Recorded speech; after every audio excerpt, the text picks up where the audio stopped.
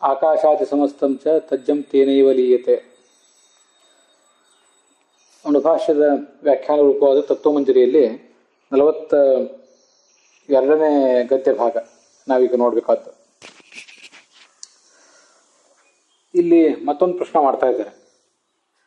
ಈ ಭಗವಂತನಿಂದಲೇ ಎಲ್ಲವೂ ಹುಟ್ಟಿದೆ ಅಂತ ನೀವು ಸಿದ್ಧಾಂತಿಸಿದಿರಿ. ಅದು ಹೇಗೆ ಹುಟ್ಟಿದೆ ಅಂದರೆ, ಸಾಕ್ಷಾತ್ ಅನ್ಯದ್ವಾರಾಚ ಭಗವಂತ ಸಾಕ್ಷಾತ್ತಾಗಿ ಇವೆಲ್ಲವನ್ನು ಸೃಷ್ಟಿಸುವಂಥ ಸಾಮರ್ಥ್ಯ ಉಳ್ಳವನೇ ಆಗಿದ್ದಾನೆ. ಆದರೂ ಕೂಡ ಅವನೇನು ಮಾಡ್ತಿದ್ದಾನೆ, ಅನ್ಯದ್ವಾರ ಉಳಿದವುಗಳನ್ನೆಲ್ಲ ಆಕಾಶ ವಾಯು ಮೊದಲಾದವುಗಳನ್ನು ದ್ವಾರವಾಗಿಟ್ಕೊಂಡು ಇದನ್ನೆಲ್ಲ ಸೃಷ್ಟಿ ಮಾಡ್ತಾ ಇದ್ದಾನೆ ಅಂತ ನೀವು ಹೇಳಿದ್ರಿ. ಇದು ಸರಿಯಲ್ಲ. ಯಾಕೆ ಸರಿಯಲ್ಲ ಅಂದರೆ, ಪೃಥ್ವಿಯನ್ನು ಸೃಷ್ಟಿ ಮಾಡುವಾಗ ಏನು ಮಾಡಿದ ಅನ್ನೋದೊಂದನ್ನು ನಾವೀಗ ಗಮನಿಸಬೇಕು. ಪೃಥ್ವಿಯನ್ನು ಸೃಷ್ಟಿ ಮಾಡುವಾಗ ಈ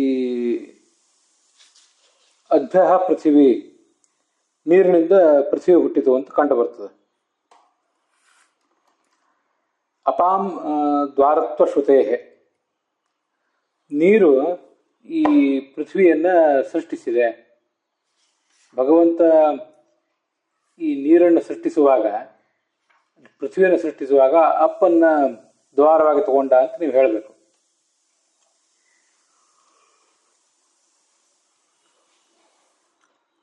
ಆದರೆ ಅದಕ್ಕೆ ಮತ್ತೊಂದು ಶ್ರುತಿಯ ವಿರೋಧ ಇದೆ. ತಾ ಆಪಹ ಈಕ್ಷಂತ ತಾ ಅನ್ನ ಮಸೃಜಂತ ಇತಿ ಅಪಾಂ ಅನ್ನದ್ವಾರತ್ವ ಶ್ರುತ್ಯ. ಅಲ್ಲೇನು ಕಂಡು ಬರ್ತದೆ, ತಾಹ ಆಪಹ ಈಕ್ಷಂತ, ಆ ನೀರು ನೋಡಿತು, ಅದೇ ಸೃಷ್ಟಿ ಮಾಡುವುದಕ್ಕಿಂತ ಮುಂಚೆ ಅದು ನೋಡಿತು ಅಂತ ಹೀಗೆ ಬಂದಿರೋದಲ್ಲಿ. ಮತ್ತೆ ತಾಹ ಅನ್ನ ಮಸೃಜಂತ, ಅವು ನೀರನ್ನು ಸೃಷ್ಟಿ ಮಾಡಿದವು.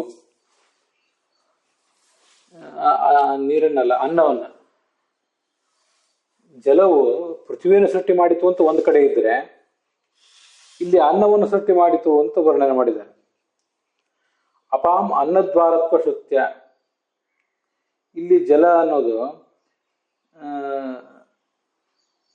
ಅನ್ನಕ್ಕೆ ದ್ವಾರ ಅಂತ ಕಂಡು ಬರ್ತಾ ಇದೆ. ಮೇಲೆ ಅದು ಪೃಥ್ವಿಗೆ ದ್ವಾರ ಅಂತ ಕಂಡು ಬರ್ತದೆ. ಪೃಥ್ವಿ ಸೃಷ್ಟಿಯಾಗುವಾಗ ಈ ನಡುವಿನ ಅಪ ಅನ್ನೋದು ದ್ವಾರ ಅಂತ ಕಂಡು ಬರ್ತದೆ ಮೇಲೆ, ಅಧ್ಯ ಪೃಥ್ವಿ ಅನ್ನೋದು. ಇಲ್ಲಿ ಅಪ ಅನ್ನೋದು ಅನ್ನಕ್ಕೆ ದ್ವಾರ ಅಂತ ಕಂಡು ಬರ್ತಾ ಇದೆ. ಆದ್ರಿಂದ ವಿರುದ್ಧತ್ವೇನ ಇವೆರಡೂ ಶ್ರುತಿಗಳು ಪರಸ್ಪರ ವಿರುದ್ಧ ಆದವು. ಅಪ ಅನ್ನೋದು ಪೃಥ್ವಿಯನ್ನು ಸೃಷ್ಟಿ ಮಾಡಿತೋ ಜಲವನ್ನು ಸೃಷ್ಟಿ ಮಾಡಿತೋ ಅಂತ ನಮಗೆ ಗೊಂದಲ ಬಂತು. ಆ ಗೊಂದಲವನ್ನ ಪರಿಹರಿಸಲಿಕ್ಕೆ ಆಗಲಿಲ್ಲ. ಅವಾಗ ಏನ್ ಮಾಡಬೇಕು? ಆ ಗೊಂದಲವನ್ನು ಪರಿಹರಿಸಿಕೊಳ್ಳುವುದು ಹೇಗೆ? ಯಾವ್ದಾದ್ರು ಒಂದು ಪ್ರಬಲವಾದ ಶ್ರುತಿ ಆಗಿದ್ರೆ ಅದನ್ನ ಸ್ವೀಕಾರ ಮಾಡಿ ದುರ್ಬಲವಾದನ್ನ ತಳ್ಳಿ ಹಾಕಬಹುದಿತ್ತು. ಇದು ಎರಡೂ ಕೂಡ ತುಲ್ಯ ಬಲವಾಗಿದೆ.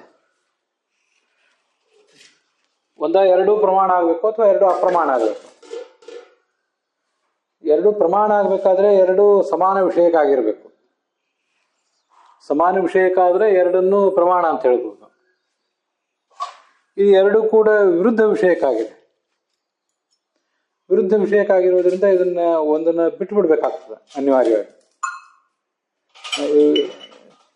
ಯಾವುದನ್ನು ಬಿಟ್ಟು ಬಿಡ್ಬೇಕು ಅದು ಗೊತ್ತಾಗೋದಿಲ್ಲ.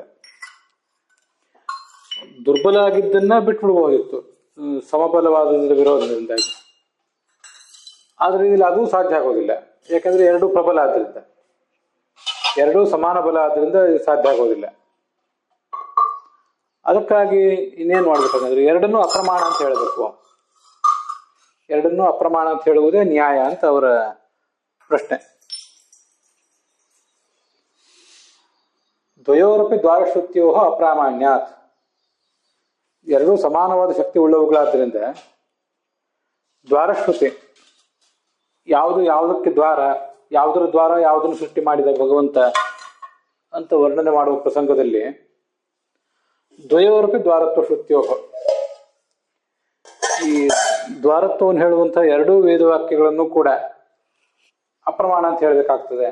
ಇತ್ಯತ ಪ್ರಾಪ್ತಂ. ಈ ಒಂದು ಪ್ರಶ್ನೆಗೆ ಉತ್ತರ ರೂಪವಾಗಿ ಪೃಥ್ವಿ ವೇದಿಕಾರ ರೂಪ ಶಬ್ದಾಂತರಾದಿಭ್ಯ ಇತಿ ಸೂತ್ರಂ, ಈ ಒಂದು ಸೂತ್ರ ಹೊರಟಿದೆ.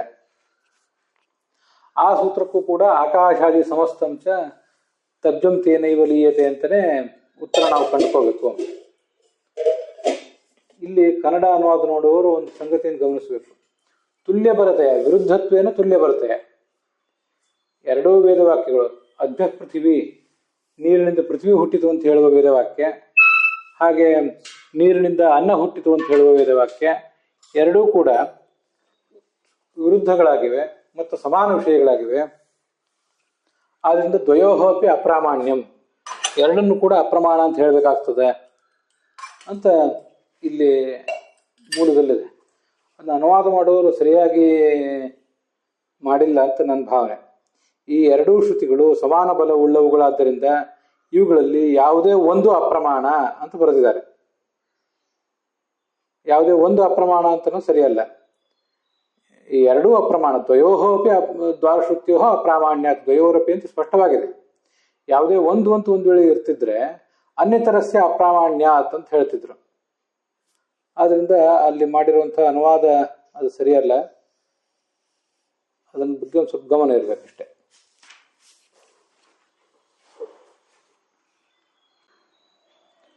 ಅಲ್ಲಿಗೆ ಈ ಭಾಗ ಸಮಾಪ್ತವಾಗಿದೆ.